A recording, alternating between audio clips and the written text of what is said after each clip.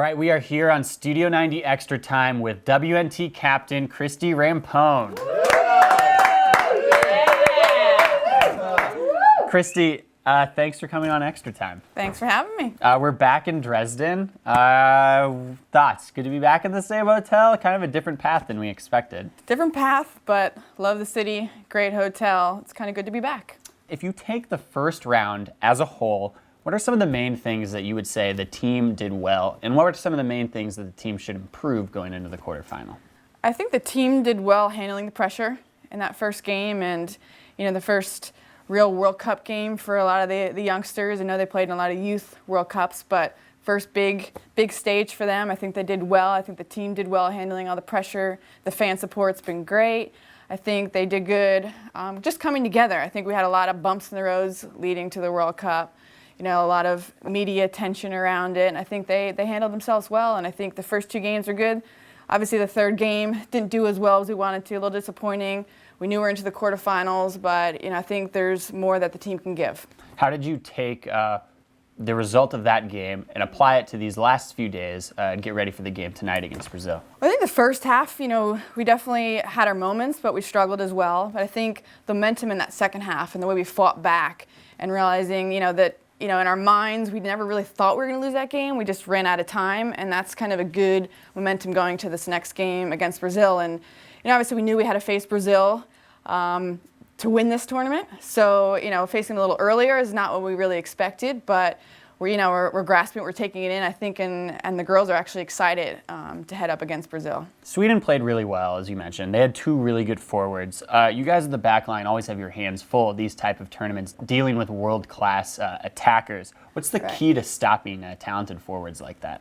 Working in numbers. I think, a good team defense can stop great forwards, and Sweden had two great forwards that, tested our line, they had speed, their timing was good. I mean, most of their game was trying to hit that long ball and trying to get something off that first or second ball that was coming in, and I think they did a good job with it. I think we did stop them. I think they had a little momentum going in that middle of the first half, and I think once we controlled that long ball from their keeper and winning that second ball and realizing that they were just looking for that run in behind, I think we settled down, we stopped that, we did well in the second half. And something we're going to look at, against Brazil, and especially with Marta and Cristiana and Hosanna, three great attacking players.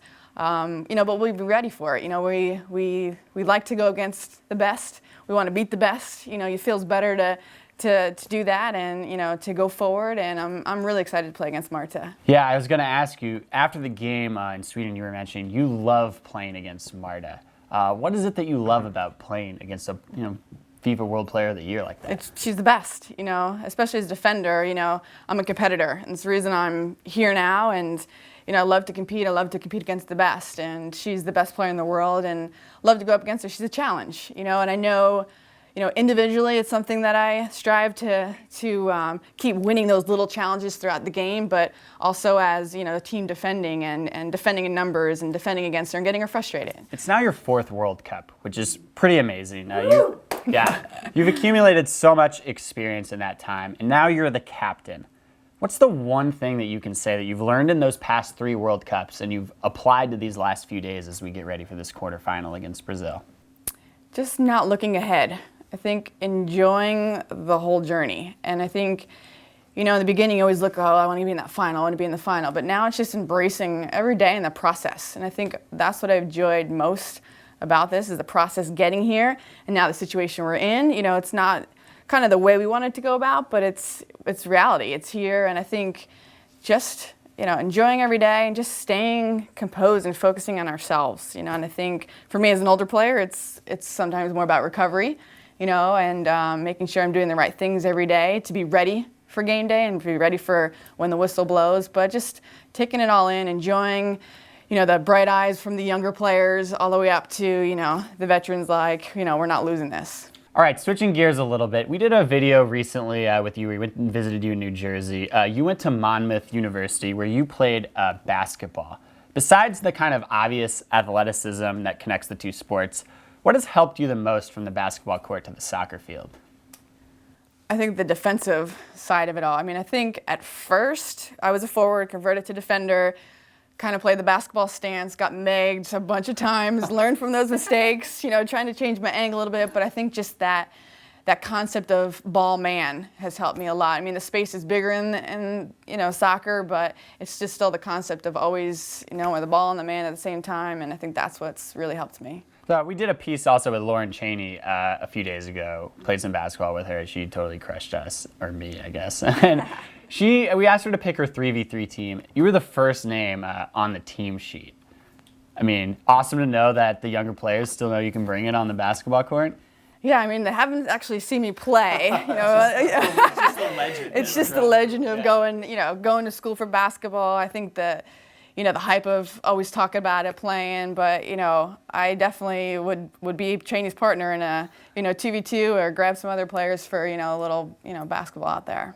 Back to soccer now. There was a great crowd in Dresden here when we played North Korea to open the tournament. It's supposed to be sold out against Brazil tonight. How awesome will it be knowing the crowd will be there, people back home in the States will be watching? How exciting is it? It's amazing, very exciting, like the adrenaline, the environment. You can't create a better environment, can't create a better scenario of Brazil, US, in front of a sold out crowd, huge fan support back home. We know it's buzzing back home, but it's going to be exciting, and we're going to put out a great game for them. This is such a cliche question, but gotta ask it. What'll be going through your mind when you lead the team out of the tunnel tonight? Just confidence, just bringing that confidence to the team, just enjoying it. Like, I want to see the girls out there performing at their best, making each other better out there, smiles on their face, have that intense game face when you're walking out for that lineup. But once the ball's rolled out and the whistle blows, I just want everybody to enjoy it. Well, the USA takes on Brazil tonight. Christie Rampone, thanks for coming by Extra Time. Good luck tonight. Thank you.